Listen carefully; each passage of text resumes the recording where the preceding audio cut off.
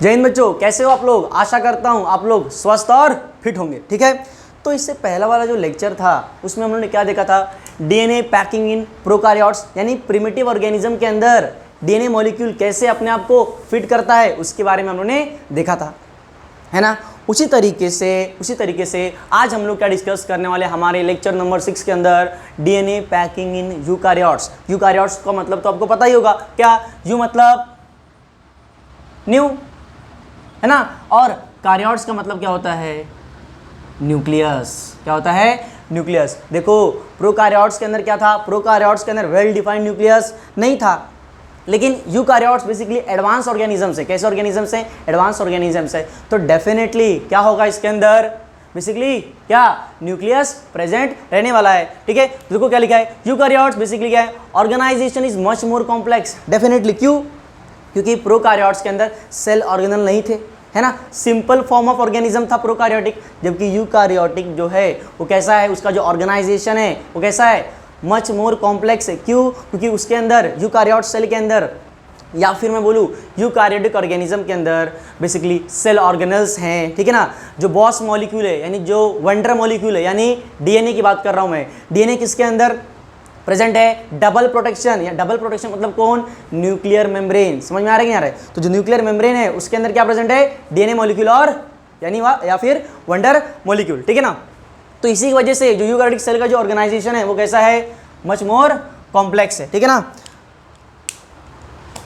तो यूकार्योट्स क्या शो करता है, वेल ऑर्गेनाइज्ड, क्या बोल रहा हूं, वेल ऑर्गेनाइज्ड न्यूक्लियस।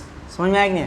अब जब वेल ऑर्गेनाइज्ड न्यूक्लियस है तो 100% क्या इसके अंदर हमें क्या देखने को मिलेगा, बेसिकली न्यूक्लियर मेम्ब्रेन हमें देखने को मिलेगा, है ना, जबकि प्रोकार्योटिक के अंदर न्यूक्लियर मेम्ब्रेन देखने को नहीं मिल रहा था, है ना, यहाँ पर देखने को मिलेगा। दूसरा, न्यूक्लियोलस प्रोकार्योटिक में नहीं था, लेकिन यहाँ पर डेफिनेटली क्या रहेगा। समझ में आया कि नहीं है, ओके, इतना क्लियर है। क्या यूकार्योट्स का जो ऑर्गेनाइजेशन है वो मच मोर कॉम्प्लेक्स है ना। अरे हम लोग भी क्या है, हम लोग ही कौन है, यूकार्योटिक है ना, हम लोग का ऑर्गेनाइजेशन कैसा है, कॉम्प्लेक्स है कि नहीं है, ओके। दूसरा, यूकार्योट्स क्या शो करते हैं, वेल ऑर्गेनाइज्ड न्यूक्लियस शो करते हैं। दूसरा, अगर न्यूक्लियस है तो डेफिनेटली क्या रहने वाला है, न्यूक्लियर मेम्ब्रेन और न्यूक्लियोलस। समझ में आया, क्लियर है क्या, ओके। अब इधर आ जाओ, अगर मैं बात करूँ क्रोमोसोम की, किसकी बात कर रहा हूँ मैं, अगर क्रोमोसोम को, एक चीज़ ध्यान में रखना, देखो आपने अभी तक क्रोमोसोम का स्ट्रक्चर अगर आपने 10th 11th स्टैंडर्ड या 9th स्टैंडर्ड आपने पढ़ा है, डेफिनेटली आप पढ़कर ही आए होंगे, है ना।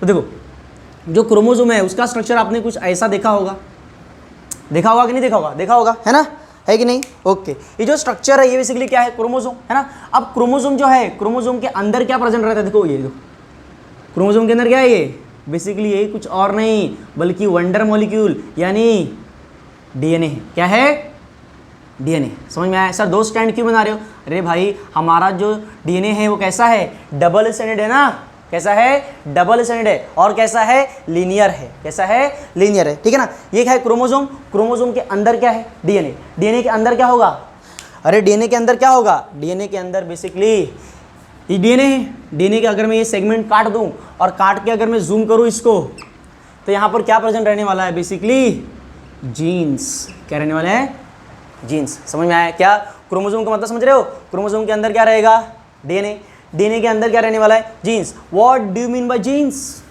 सर जीन्स क्या होते हैं, अरे जीन मतलब क्या, जीन मतलब डीएनए का वो हिस्सा जहां पर क्या हो, एक्चुअल इंफॉर्मेशन है, क्या है, एक्चुअल इंफॉर्मेशन, उसे हम लोग क्या कहते हैं, जीन्स कहते हैं।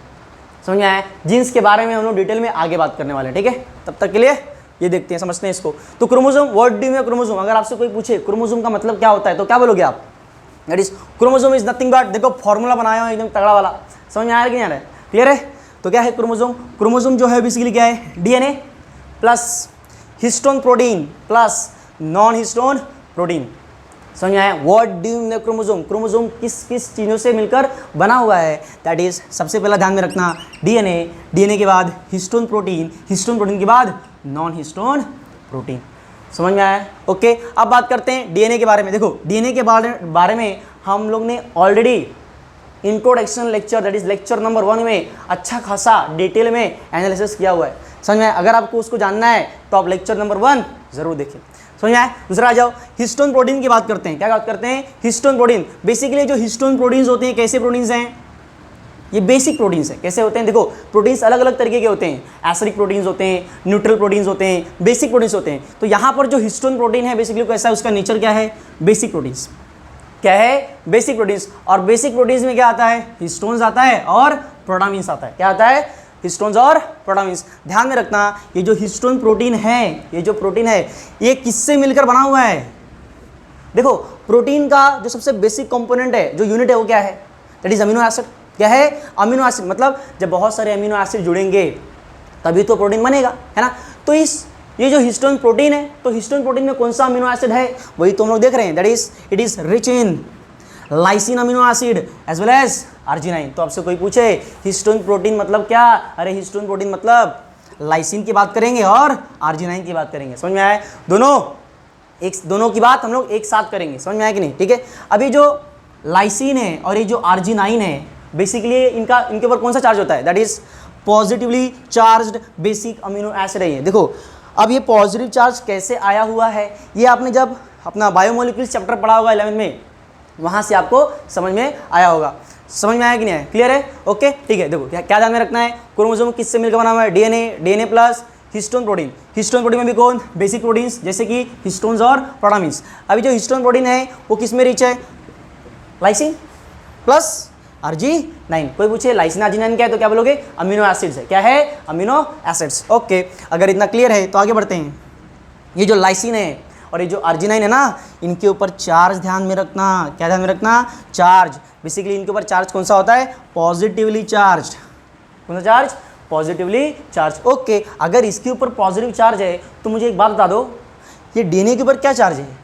डीएनए के ऊपर कौन सा चार्ज है? अरे डीएनए के ऊपर कुछ और नहीं बल्कि नेगेटिव चार्ज है। लेक्चर नंबर 1 इंट्रोडक्शन, बहुत इंपॉर्टेंट लेक्चर। समझ में आया कि नहीं?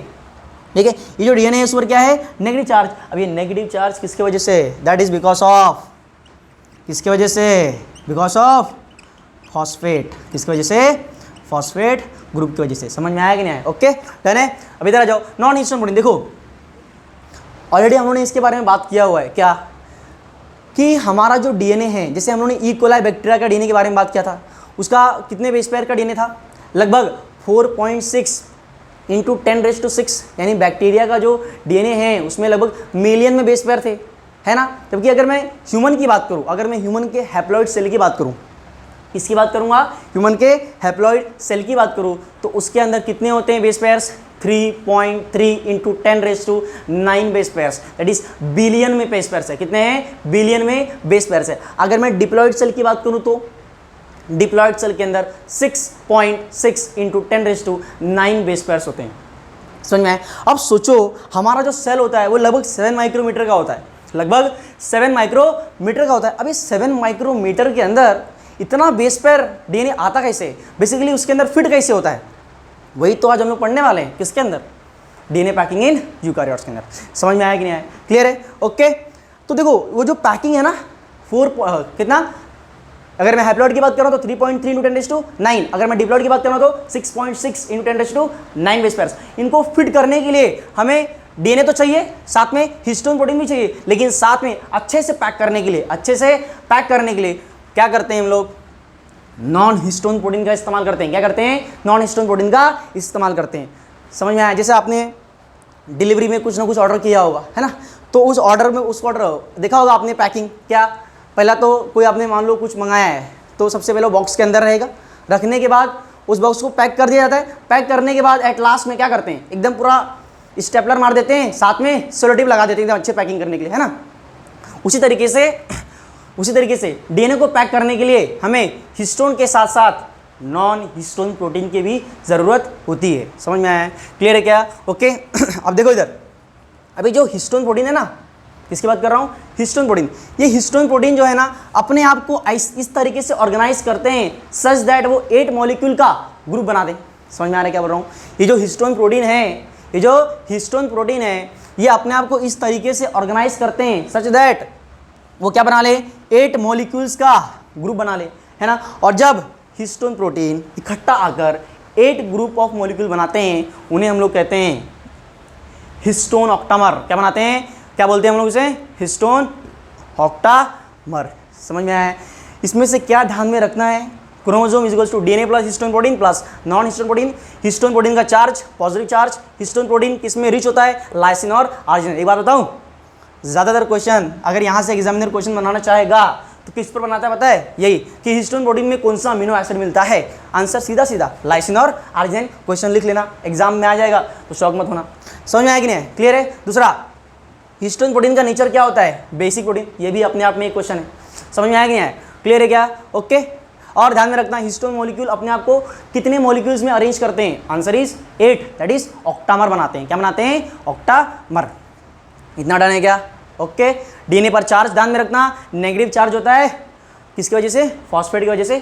तब तक क्या करो, जल्दी से लिख लो, स्क्रीनशॉट ले लो। उसके बारे में क्या करते हैं, इसके बारे में आगे डिटेल में बात करेंगे। क्या, कैसे DNA molecule, histone protein, non histone protein अपने आप को ऑर्गेनाइज करते हैं। ठीक है, जल्दी से स्क्रीनशॉट ले लो। ओके, तो स्क्रीनशॉट ले, एक काम करो अभी स्क्रीनशॉट ले लो इसको, ठीक है, बाद में मैं कचरा कर देता हूँ, ठीक है ना। ओके देखो, अभी आपने क्या पढ़ा? बेसिकली आपने क्रोमोसोम के बारे में पढ़ा कि किससे मिलकर बना हुआ है? DNA plus histone protein plus non histone proteins. तो ध्यान में मैंने क्या बताया आपको कि जो डीएनए है उस पर क्या चार्ज है? नेगेटिव चार्ज है। किसके वजह से है? फॉस्फेट की वजह से। बराबर है इतना? ओके। दूसरा क्या, histone protein basically basic protein है ना। किस में रिच है? कौन से अमीनो एसिड में रिच है? लाइसिन और आर्जिनाइन। क्लियर है क्या? दूसरा क्या ध्यान में रखना है अपना हिस्टोन प्रोटीन के बारे में? यही कि वो पॉजिटिवली चार्ज है। कौन सा चार्ज है? पॉजिटिवली चार्ज है। अब देखो, डीएनए है नेगेटिव चार्ज, हिस्टोन प्रोटीन है पॉजिटिव चार्ज। दोनों में क्या होना है? अट्रैक्शन। दोनों में क्या होना है? अट्रैक्शन। जब दोनों में है होना है अट्रैक्शन तो क्या होंगे? आपस में क्या हो जाएंगे? उलझ जाएंगे। क्या हो जाएंगे? उलझ जाएंगे। ठीक है, अब कैसे उलझेंगे? कैसे हिस्टोन प्रोटीन में वो उलझता है, वही तो हमें देखना है।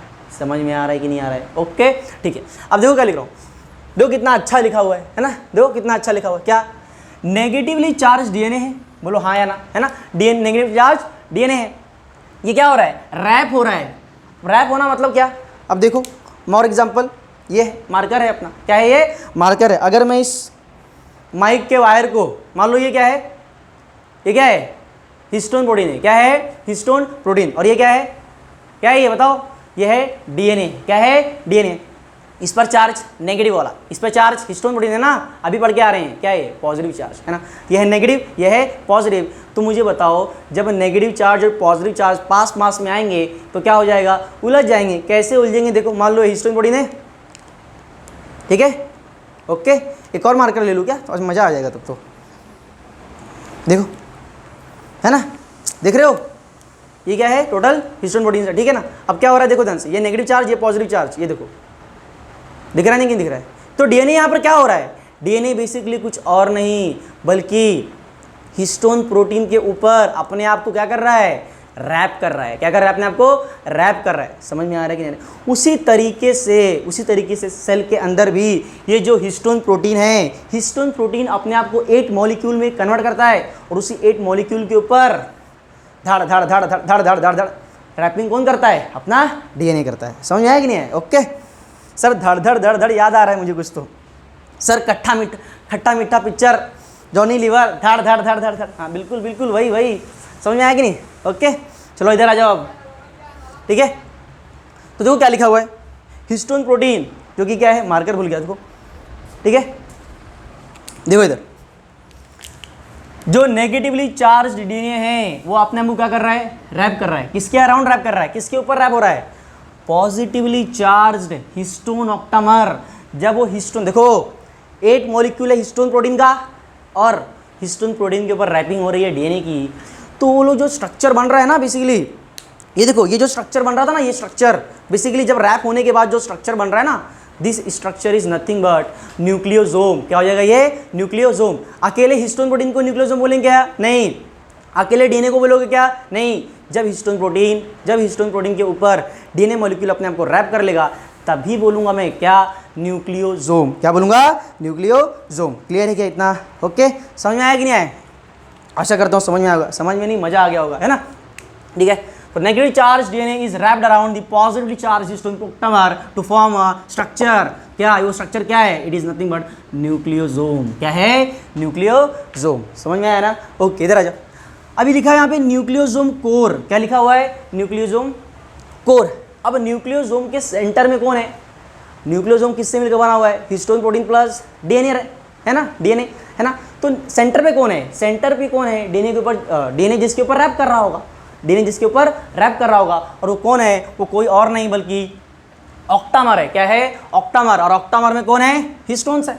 ऑक्टामर में कौन है? हिस्टोन्स है। तो जो ऑक्टामर बन रहा है ना, बेसिकली इसमें कितने तरीके के हिस्टोन प्रोटीन काम आते हैं? 4 टाइप। कितने टाइप के?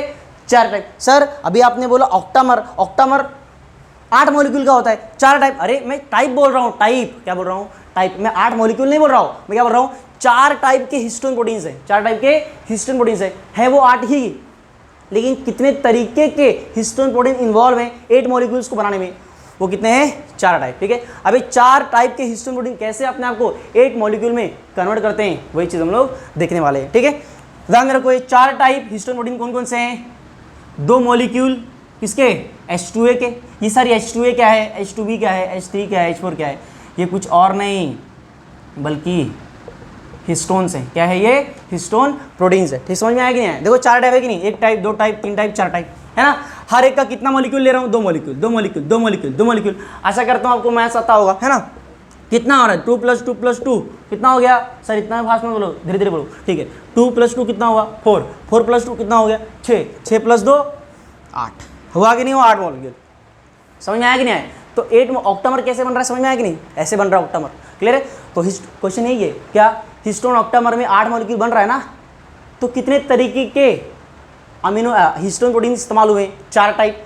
4 टाइप में कौन सा हिस्टोन प्रोटीन कितना होगा? 2 molecule of H2A, 2 molecule of H2B, 2 molecule of H3 और 2 मॉलिक्यूल ऑफ H4। समझ में आया? इतना क्लियर है? ओके, अब ये स्ट्रक्चर देखो कितना बढ़िया तरीके से बनाया हुआ है ना। ओके, क्या ये जो ब्लू वाला दिख रहा है, ये ब्लू बेसिकली क्या है? ये कोर है, मतलब सेंटर में प्रेजेंट है। कौन? एक हिस्टोन प्रोटीन, दूसरा हिस्टोन प्रोटीन, तीसरा हिस्टोन प्रोटीन और चौथा हिस्टोन प्रोटीन, और 5वां, 6वां, ये 7वां। सर 8वां नहीं दिख रहा है? अरे इसके ठीक पीछे है, इसके ठीक पीछे है। समझ में आया कि नहीं है? ओके ओके, क्या इतना डन है? ओके, अभी तो कोई रेड कलर का दिख रहा है, ये क्या है? अभी भी मैंने बात किया था कि जो डीएनए होता है वो कैसा होता है? नेगेटिव चार्ज और हिस्टोन प्रोटीन के ऊपर ही रैप करता है। तो देखो ना, ये हिस्टोन ऑक्टामर बन चुका है जो कि कोर है, और क्या हो रहा है यहाँ पे? जो डीएनए है वो क्या कर रहा है? अपने आप को रैप कर रहा है। क्या कर रहा है? रैप कर रहा है। और रैप करने के बाद ये जो स्ट्रक्चर बना है ना, ये रैप करने के बाद, this is nothing but nucleosome. क्या है ये? न्यूक्लियोसोम। समझ में आ रहा है? अच्छा, एक चीज़ ध्यान देखो, सर आपने कुछ यहाँ पर लिखा है H1 H2, ये क्या होता है? देखो, यहाँ से डीएनए एंटर किया, यहाँ से डीएनए एंटर किया, रैपिंग हुआ, रैपिंग हुआ, रैपिंग हुआ, रैपिंग हुआ, और यहाँ से बाहर निकल रहा है। ये जो बाहर निकल रहा है और ये जो अंदर जा रहा है, ये जो बाहर निकल रहा है, सॉरी अंदर जा रहा है और ये जो बाहर निकल रहा है, इन दोनों को क्या करता है? हम लोग जॉइंट कर देते हैं। क्या कर देते हैं? जॉइंट कर देते हैं। और इसी के जॉइंट में हम लोग किसका इस्तेमाल करते हैं? H1 histone. इसका इस्तेमाल करते हैं H1 हिस्टोन। अभी जो H1 हिस्टोन है ना, इसे हम लोग क्या कहते हैं? Linker DNA, IMP। बहुत important. Which one of the following is a linker DNA? Option में क्या मिलेगा? H2A, H2B, H3, H4 और उसी ऑप्शन में H1 भी लिखा होगा। समझ में आया? तो क्या टिक मारोगे? H1 histone protein. क्या टिक मारोगे? H1 हिस्टो प्रोटीन, जिसे हम लोग क्या कहते हैं? लिंकर डीएनए कहते हैं। क्या कहते हैं? Linker DNA. समझ में आया? थोड़ी देर वेट करो, उसके बाद हम लोग लिंकर डीएनए के बारे में भी जानेंगे। ठीक है, अब देख लो ये हिस्टोन प्रोटीन बेसिकली है क्या? ये जो H1 हिस्टोन है, यानी जो लिंकर डीएनए है, बेसिकली है क्या? ऐसा प्रोटीन। क्या है? ऐसा प्रोटीन जो क्या करता हो? डीएनए को बाइंड करता हो, डीएनए को बाइंड करता हो। ये डीएनए के जो थ्रेड्स निकल रहे हैं, ये जो थ्रेड अंदर जा रहा है और जो थ्रेड बाहर निकल रहा है, उसको क्या कर रहा है? बाइंड कर रहा है ना। देखो ना, स्टेपलर के जैसा काम कर रहा है। कैसा काम कर रहा है? स्टेपलर की जैसा काम कर रहा है ना। Protein that binds the DNA thread where it enters, यानी arrives and leaves the nucleosome. Basically पूरा न्यूक्लियोसोम है। न्यूक्लियोसोम में जहाँ पर डीएनए थ्रेड एंटर करता है और जहाँ से बाहर निकलता है, उसी जगह पर H1 हिस्टोन प्रोटीन क्या करता है? उसको बाइंड करने का काम करता है, जिसे हम लोगों ने क्या बोला? Linker DNA. ठीक है, काम करो फटाक से इसका स्क्रीनशॉट ले लो या लिख लो। ओके ओके, तो स्क्रीनशॉट ले लिए। ठीक है, तो अभी भी हम लोगों ने क्या देखा? बेसिकली न्यूक्लियोसोम का स्ट्रक्चर देख लिया है ना, न्यूक्लियोसोम का स्ट्रक्चर देखा जिसमें हमने देखा कि ये जो ब्लू वाला जो मैंने बनाया है ये बेसिकली कुछ और नहीं, हिस्टोन ऑक्टामर है। क्या है? Histone octamer. और इस पे जो रेड कलर का रैपिंग दिख रहा है ये क्या है? डीएनए है। क्या है? डीएनए। ये जो स्ट्रक्चर बना हुआ है बेसिकली यही क्या है? न्यूक्लियोसोम। क्या है? यही न्यूक्लियोसोम। एक चीज़ ध्यान में रखना, एक चीज़ ध्यान में रखना। क्या सर? यही कि ध्यान सुनना। क्या सर? यही वाला देखो, जब एक सेल, क्या बोल रहा हूँ, जब एक सेल एक होता है डिवाइडिंग फेज में, है ना, एक होता है डिवाइडिंग फेज में, ठीक है ना, और एक होता है नॉन डिवाइडिंग फेज में, नॉन डिवाइडिंग फेज, ठीक है ना, एक चीज़ ध्यान में रखना। अब ये सेल है तो डेफिनेटली यूकैरियोटिक सेल की बात कर रहा हूँ क्योंकि डीएनए पैकिंग इन यूकैरियोट्स की बात कर रहे हैं ना। तो यहाँ पर क्या होना है? सेंटर में क्या होना है? न्यूक्लियस होना है। क्या होना है? न्यूक्लियस होना है ना। ये भी बना दिया मैंने, ये न्यूक्लियस होना है, ये भी बना दिया मैंने, ये क्या है? न्यूक्लियस है, ठीक है ना। अब जब न्यूक्लियस है तो डेफिनेटली अंदर डीएनए भी होगा। अंदर क्या होगा? डीएनए होगा। एक चीज़ ध्यान में रखना कि जब सेल के अंदर प्रेजेंट न्यूक्लियस जो है, जब एक सेल डिवाइडिंग फेज में होता है, कौन से फेज में? डिवाइडिंग फेज में। मतलब जब एक सेल डिवीजन कर रहा होता है, 11th स्टैंडर्ड सेल डिवीजन वाला चैप्टर याद करो, उसमें आपने पढ़ा होगा G1 phase, S phase, G2 phase, और लास्ट में क्या पढ़ा था आपने? माइटोटिक फेज, जिसमें प्रोफेज, मेटाफेज, एनाफेज, टेलोफेज, ये सब आपने पढ़ा होगा, है कि नहीं? पढ़ा है कि नहीं पढ़ा है? हाँ। तो जब वो सेल डिवाइड कर रहा होता है ना, जब वो सेल डिवाइड कर रहा होता है तो ध्यान में रखना एक बात कि जब सेल डिवाइड कर रहा होता है, न्यूक्लियस में प्रेजेंट जो डीएनए मॉलिक्यूल है ना, वो अपने आप को क्या करता है? कंडेंस करता है। कंडेंस करने के बाद ही ये वाला स्ट्रक्चर बनता है। मतलब जो न्यूक्लियस के अंदर की बात कर रहा हूँ, हाँ, ये वाला स्ट्रक्चर बनता है। समझ में आया? ये क्या है? क्रोमोजोम। क्या है ये? क्रोमोजोम। तो जो क्रोमोजोम का स्ट्रक्चर है ना, ये आपको तभी दिखाई देगा जब एक सेल डिवाइडिंग फेज में होता है। लेकिन जब एक सेल डिवाइडिंग फेज में नहीं होता तो ध्यान में रखना क्या, यही कि इसके अंदर प्रेजेंट जो डीएनए कंटेंट है वो कुछ इस तरीके से, समझ में आया कि नहीं है? क्या है? ये पूरा इस तरीके से प्रेजेंट है और इससे ही हम लोग क्या कहते हैं? क्रोमैटिन। क्या कहते हैं? क्रोमैटिन। क्या कहते हैं? क्रोमैटिन। ध्यान में रखना, जब सेल डिवाइडिंग फेज में होगा तो जो डीएनए कंटेंट है वो अपने आप को कैसे, किसके फॉर्म में अरेंज कर लेगा? क्रोमोसोम। लेकिन जब सेल डिवाइड नहीं कर रहा होता है तो डीएनए कंटेंट कौन से फॉर्म में रहता है?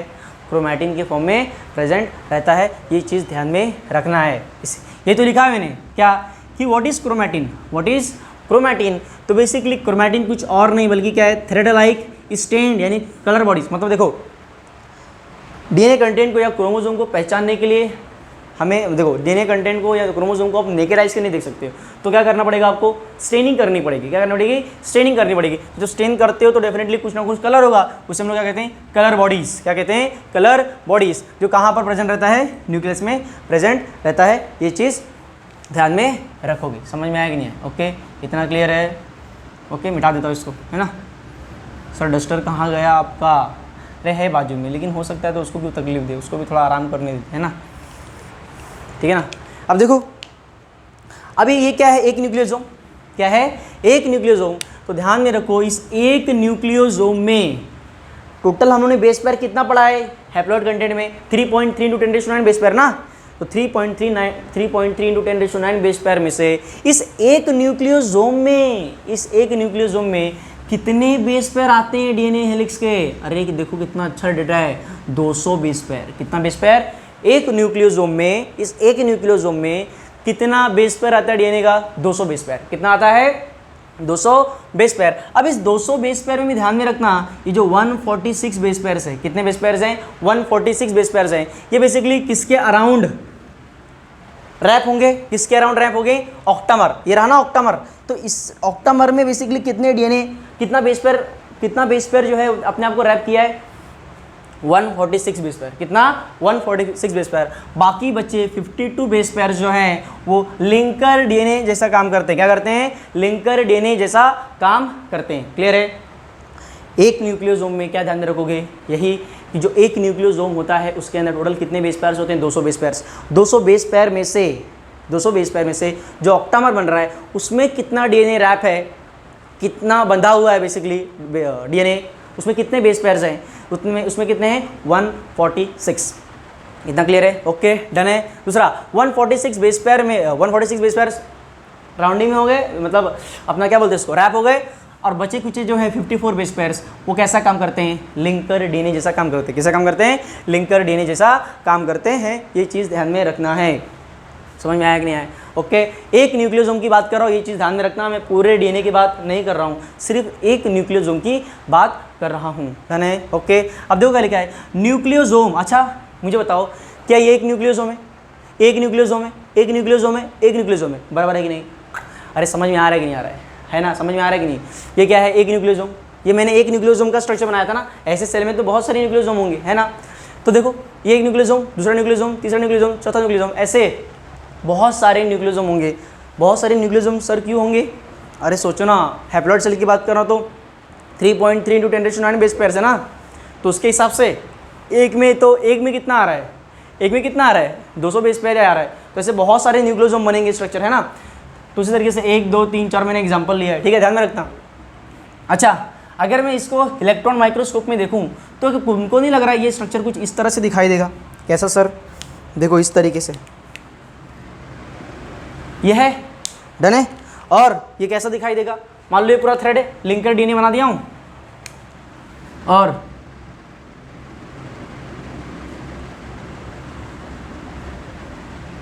है कि नहीं, है ना? क्लियर है? तुमको ऐसा नहीं लग रहा अगर मैं इसको जूम कर दूं, मतलब जूम आउट कर दूं मैं इसको, तो मुझे कुछ ये वाला स्ट्रक्चर कुछ ऐसा ही दिखाई देगा अगर मैं लाइन डायग्राम ड्रॉ करूँ तो, है कि नहीं? तो ये आपको ऐसा नहीं लग रहा है कि जो माला होती है, क्या होती है? जो माला होती है बेसिकली, देखो मैंने पहना है एक माला, तो बेसिकली आपको ऐसा नहीं लग रहा है? बेसिकली ये जो है वो क्या है? थ्रेड है। क्या है? थ्रेड है। थ्रेड में क्या है? ये गोल गोल स्ट्रक्चर क्या है? ये गोल गोल स्ट्रक्चर कुछ और नहीं बल्कि न्यूक्लियोसोम है। तो आपको ऐसा नहीं लग रहा है कि ये जो स्ट्रक्चर दिख रहा है ये कुछ माले की तरह दिख रहा है कि नहीं? माले की तरह दिख रहा है। ऐसा लग रहा है कि कोई रस्सी है और कोई मोती है ना? ओके, तो बेसिकली जब इसको इलेक्ट्रॉन माइक्रोस्कोप में देखा गया ना, जब इस स्ट्रक्चर को, जब न्यूक्लियोसोम को इलेक्ट्रॉन माइक्रोस्कोप में देखा गया तो क्या देखने को मिला? जो न्यूक्लियोसोम है इन क्रोमैटिन। अब देखो क्रोमैटिन का मतलब मैंने बताया था, ये देखो ऐसा। अब देखो इसी में क्या होगा? क्रोमैटिन जो स्ट्रक्चर है, क्रोमैटिन जो स्ट्रक्चर जो कि डीएनए थ्रेड है, देखो इधर डॉट, है ना? तो जब इसको सीधा करूँगा तो क्या ऐसा दिखाई देगा, है ना? जब ऐसा दिखाई दूंगा तो देखो क्या दिख रहा है? हमें माला की तरह दिखाई दे रहा है ना। तो इसे क्या बोल रहे हैं? Nucleosome in chromatin are seen as, देखो कितना अच्छा लिखा है, seen as beads on string. String मतलब क्या? स्ट्रिंग मतलब रस्सी, स्ट्रिंग मतलब तार, रस्सी, है ना? उसके ऊपर क्या है? बीड्स लगे हुए। उसके ऊपर क्या है? देखो ना, ये रस्सी है, रस्सी के ऊपर क्या लग रहा है? ये बीड्स लग रहे हैं ना, बीड्स बीड्स बीड्स बीड्स, है ना? इन्हें मोती को क्या बोलते हैं हम लोग? बीड्स बोलते हैं। क्या बोलते हैं? बीड्स। तो जब इलेक्ट्रॉन माइक्रोस्कोप में आप इसको देखोगे, ध्यान में रखना है चीज़, ये भी क्वेश्चन है, ये भी क्वेश्चन है। इलेक्ट्रॉन माइक्रोस्कोप में जब आप देखते हो क्रोमैटिन को तो ऐसा लगता है कि जो न्यूक्लियोसोम है क्रोमैटिन के ऊपर बीड्स ऑन स्ट्रिंग जैसा दिखाई दे रहा है ना, मोतियों का हार जैसा दिखाई दे रहा है। समझ में आया? इतना क्लियर है? अब ध्यान में रखना, नोट पॉइंट है ये, ध्यान में रखना, ठीक है ना? क्या कि जो डीएनए हेलिक्स है उसमें कितने हैं टोटल? 200 बेस पेयर है। कितना है? 200 बेस पेयर है ना? तो 200 बेस पेयर जो है उसने अपने आप को कितने टन में कन्वर्ट किया है? 200 बेस पेयर जो है उसमें कितना टन हुआ है? तो कितना टन है? 1/3/4, 1/3/4 टन। समझ में आया? क्लियर है क्या? ओके, इतना टन है क्या? इतना टन है क्या? कुछ नहीं, एक न्यूक्लियोसोम में 200 बेस पेयर होते हैं। 200 बेस पेयर में से हिस्टोन ऑक्टेमर में कितने रैप हैं? कितना है? 146, और बाकी 54 जो है वो लिंकर डीएनए जैसा काम कर रहे हैं। इतना ध्यान में रखना है। क्रोमैटिन जो होता है वो thread like stain colour bodies होता है जो कहाँ पर प्रेजेंट होता है? न्यूक्लियस में प्रेजेंट रहेगा, ठीक है ना? सर फास्ट हो रहा है? अरे ठीक है ठीक है ठीक है, स्लो करता हूँ। देखो इधर न्यूक्लियोसोम, जब मैं इसको इलेक्ट्रॉन माइक्रोस्कोप में देख रहा हूँ तो ये क्या है? एक न्यूक्लियोसोम, दूसरा न्यूक्लियोसोम, तीसरा न्यूक्लियोसोम, चौथा न्यूक्लियोसोम, सर ये क्या है? ये सब लिंकर डीएनए। क्या है? सब लिंकर डीएनए। समझ में आया कि नहीं? तो लिंकर डीएनए है। जब इसको मैं इलेक्ट्रॉन माइक्रोस्कोप में देख रहा हूँ तो कुछ ऐसा स्ट्रक्चर दिख रहा है। ये स्ट्रक्चर ऐसा लग रहा है क्या? बीड्स ऑन स्ट्रिंग जैसा लग रहा है। कैसा दिख रहा है? बीड्स ऑन स्ट्रिंग जैसा दिख रहा है। समझ में आया? क्लियर है? ओके, जल्दी से स्क्रीनशॉट ले लेंगे इसका, है ना? ठीक है, तो स्क्रीनशॉट ले लिया आपने? ओके। अच्छा, अब देखो इधर मैंने क्या बताया था? एक सेल जब डिवाइड नहीं कर रहा होता है तो उसका जो जेनेटिक मटेरियल होता है वो ऐसा होता है। इसे उन्होंने क्या बोला था? क्रोमैटिन, क्या बोला था, क्रोमैटिन। और ये क्रोमैटिन आगे जाके क्या होता है, कंडेंस्ड होता है, क्या होता है, कंडेंस्ड होता है। और ये कंडेंस्ड होकर आगे जाके क्या बनाता है, बेसिकली क्रोमोजोम, है ना। तो ये जो क्रोमोजोम बना हुआ है, क्रोमोजोम बना हुआ है किससे मिलकर बना हुआ है, क्रोमैटिन से। किससे बना है, क्रोमैटिन से। यही क्रोमैटिन आगे जाके कंडेंस्ड हुआ है और क्रोमोजोम में कन्वर्ट हो चुका है। लेकिन क्रोमैटिन भी किससे मिलकर बना हुआ है, न्यूक्लियोसोम। अभी पढ़ा था ना न्यूक्लियोसोम, ये ऑक्टामर था, भूल गए क्या इतना जल्दी, ये क्या था, ऑक्टामर, ये ऑक्टामर है ना। बेसिकली यही तो रैपिंग है, ऐसे और है ना, ऐसे और, है ना। तो बेसिकली जब इनका कंडेंसेशन होगा, इनका क्या होगा, कंडेंसेशन, तब न्यूक्लियोसोम जब कॉइल करेगा, क्या करेगा, कॉइल करेगा। तो जब कॉइलिंग होगा तो क्या बनेगा, सोलेनॉइड। सोलेनॉइड का कॉइलिंग होगा तो सुपर सोलेनॉइड। सुपर सोलेनॉइड का कॉइलिंग होगा तो क्रोमैटिन, समझ रहे हो। तो ये स्ट्रक्चर जो बना हुआ है किसकी वजह से बना हुआ है, सुपर सोलेनॉइड, किस वजह से, सुपर सोलेनॉइड। और क्रोमैटिन जब बनेगा तो क्रोमैटिन का फर्दर कॉइलिंग होगा। तो जब क्रोमैटिन फर्दर कॉइलिंग होगा तो किस में कन्वर्ट होगा, क्रोमैटिन फाइबर। और क्रोमैटिन फाइबर का जब फर्दर कॉइलिंग होगा तब जाके बनता है एक क्रोमोजोम। ध्यान में रहेगा क्या चीज़, न्यूक्लियोसोम कॉइल करेगा तो सोलेनॉइड, सोलेनॉइड कॉइल करेगा तो super solenoid, super solenoid coil करेगा तो क्रोमैटिन, क्रोमैटिन कॉइल करेगा तो chromatin fibres, chromatin fibres coil करेगा तो क्रोमोजोम। अब देखो मैं बना रहा हूँ स्ट्रक्चर, देखो ये पहले ऐसा था, है ना, ये और गया और कंडेंस हुआ, और कंडेंस हो रहा है, और कंडेंस हो रहा है कि नहीं हो रहा है, और कंडेंस हो रहा है, कंडेंस हो रहा है कि नहीं हो रहा है, देखो इधर, है ना। और कंडेंस हुआ तो बना के ही बना, देख रहे हो। तो ऐसा कंडेंसेशन होने के बाद तब जाके क्या बनता है, एक ये वाला स्ट्रक्चर बनता है, यानी एक्स बॉडी बनता है, जिसे हम लोग क्या कहते हैं, क्रोमोजोम कहते हैं। ठीक है, अब ध्यान में रखना, ये जो क्रोमैटिन से क्रोमोजोम में कन्वर्ट हो रहा है, ये जो कंडेंसेशन हो रहा है, ये सेल डिवीजन के कौन से फेज में होता है, दैट इज मेटाफेज। कौन से स्टेज में, मेटाफेज, वही चीज़ लिखा हुआ है नोट में। Condensation occurs at the metaphase stage, यदि ध्यान में रखना, condensation occurs at metaphase stage of cell division to form the chromosome. समझ में आया। तो क्रोमैटिन क्रोमोजोम में कन्वर्ट होता है कब, कंडेंसेशन करके, कौन से फेज में, ध्यान में रखना, मेटाफेज स्टेज में। कौन से फेज में, मेटाफेज स्टेज में। एक चीज़ ध्यान में रखना, जो पैकिंग ऑफ क्रोमैटिन है, पैकिंग ऑफ क्रोमैटिन है, जैसे मैंने बताया था, डीएनए को अच्छे से पैक करने के लिए हमें हिस्टोन प्रोटीन के अलावा साथ में नॉन हिस्टोन प्रोटीन की भी जरूरत होती है, वही चीज़ लिखा हुआ है। The packing of chromatin at higher level require additional set of proteins, जिसे हम लोग क्या कहते हैं, नॉन हिस्टोन क्रोमोसोमल प्रोटीन्स। समझ में आया पूरा, हम लोगों ने क्या पढ़ लिया, डीएनए पैकिंग इन यूकैरियोट्स। ठीक है, आशा करता हूँ आप लोगों को अच्छे से समझ में आया। इधर भी कुछ भी डाउट हो तो कमेंट सेक्शन में ज़रूर मेंशन करें। समझ में आया, इससे क्या होगा, हम लोग अगला लेक्चर जब चालू करेंगे तो उसको डिस्कस कर लेंगे। समझ में आया क्या, ओके। तब तक क्या करोगे आप, इसको अच्छे से पढ़ोगे, DNA in prokaryotes, DNA eukaryotes. ठीक है, ओके, जय हिंद।